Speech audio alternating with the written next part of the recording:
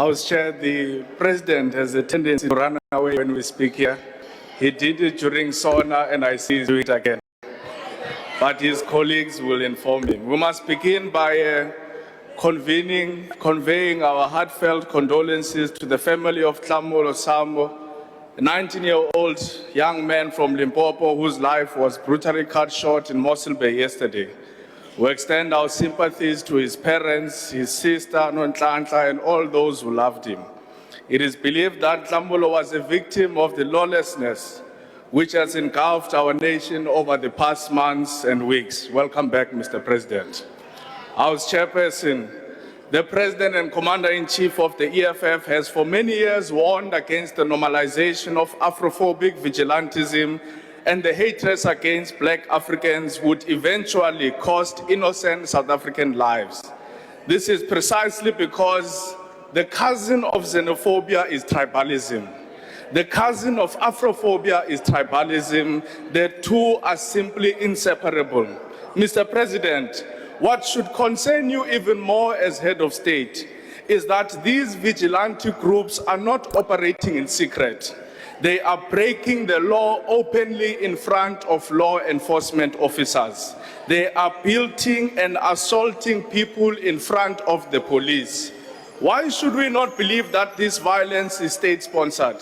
Why should we not believe that this anarchy is sponsored by you as the state when crime is committed in front of those who are supposed to be custodians of the law? Where is the voice of the Minister of the Police? Mr. President, when you rise and respond here, you must reiterate and outline what you will be doing to address this crisis before more South African lives are lost. You must never get tired of explaining yourself to the people of South Africa. Mr. President, in your State of the Nation address, you stood before this House and committed to the employment of an additional 10,000 labor inspectors to protect South African workers from exploitation and address non-compliance with labor legislation. Where are the 10,000 additional labor inspectors, Mr. President? Your Minister of Small Business stood before South Africans and announced 500 million fund for spaza short for South Africans. Where is the 500 million fund for spaza short for South Africans? How many township entrepreneurs have touched it and felt it? Mr. President, in the same SONA, you promised the country a new university in Ekurhuleni, a promise which you made in 2020, by the way, 6 years ago. Yet the Minister of Education, Higher Education, has failed to identify a mere site, Mr. President. There is no site for a commitment that you made 6 years ago, no foundation, no construction team, and no building plan. Mr. President, these ministers clearly do not take you seriously.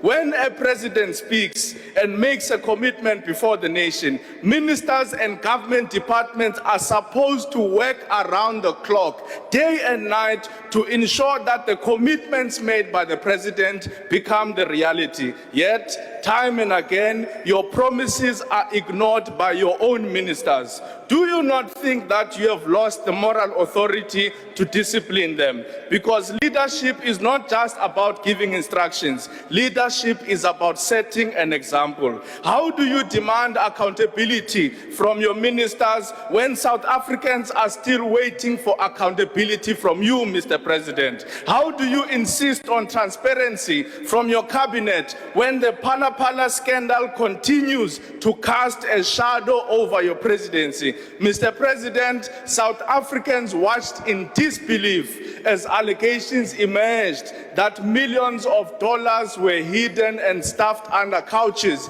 in your private farm and residence. They watched as questions were raised about how that money got there, how much was there, and why was that money not declared. I heard some members of the ANC raising a point of order. It's not the EFF that said the money was not declared, it's SARS and the South African Reserve Bank.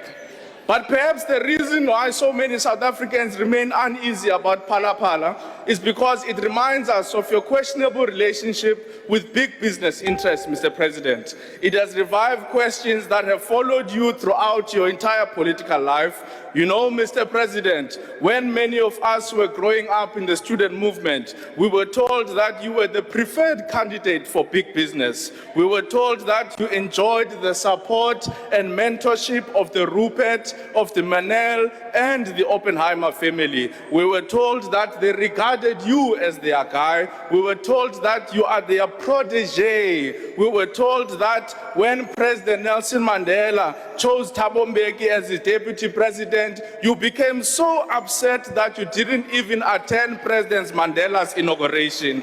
You left politics, Mr. President. You went into business, and years later you came back. So the question we must ask is, what made you come back to politics, Mr. President? Who persuaded you to leave business and return to politics? We ask this because South Africa now knows that you tried to resign as president on 2 occasions. And this is not a rumor. Your national chairperson of the ANC, sitting right in front of me, confirmed this thing. Yet somehow you remained. Who exactly persuaded you to stay, Mr. President? Was it really the ANC leadership? Was it really those who sit behind you in this house? Or was the pressure coming from somewhere else, Mr. President? Was it Stellenbosch, which concluded that despite the crisis facing our country, you remain the safest pair of hands for their interests? Are they the ones who told you not to resign even when unemployment remains at catastrophic levels under your leadership? Are they the ones telling you not to resign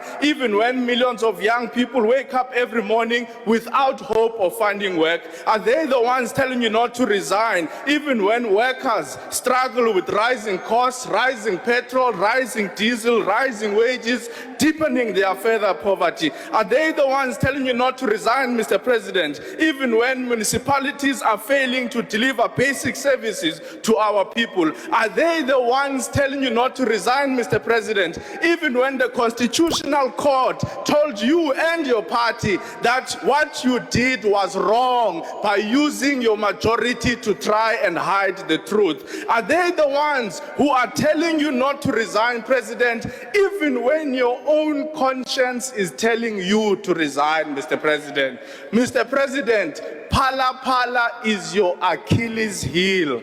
You know, when we watch movies, Chair, couches, furniture, and things like fridges, beds, and wardrobes are often used by criminal syndicates to transport drugs, to transport money, to transport weapons, and even to transport and traffic human organs. They use furniture to conceal the criminal proceeds and move things around without and avoiding public scrutiny. This is why many South Africans will struggle, Mr. President, to accept the explanation that this money just found its way into your couch. Because when you hide money into the couch, you must first damage the couch. You must cut the couch. You must create a hole in the couch to stuff that money in. So what exactly happened in your Phala Phala farm, Mr. President? When people hear that millions of dollars were discovered inside furniture, they do not think about your ordinary farming operations. They think about the methods which are used all over the world by criminal cartels to hide things that cannot withstand public scrutiny. This is why you fear the impeachment committee. This is why the ANC fears the impeachment committee. We know that you don't care about the vote that will come at the end. What you are scared of is the scrutiny when we continue to dig deeper into what happened in the Phala Phala farm, Mr. President. And when that moment comes, you will sit alone on that chair. No network of powerful friends will be with you. No proximity to wealth and business elites will be able to shield you from the truth that will be placed on the records. Not the Ruperts, not the Oppenheimers, not Stellenbosch, not the Manels, and not even your own caucus of the ANC. Mr. President, presidents and prime ministers across the world have actually resigned for far lesser things. They have resigned for simple lies. They have resigned for simple scandals. But even when the Constitutional Court says to you, you are wrong, you are insisting on digging your heels in. Mr. President, history will not remember you for Phala Phala alone. History will remember you for refusing an opportunity to resign, even when the people of South Africa wanted to give you a dignified and honorable exit. Do the honorable thing, Mr. President, and resign.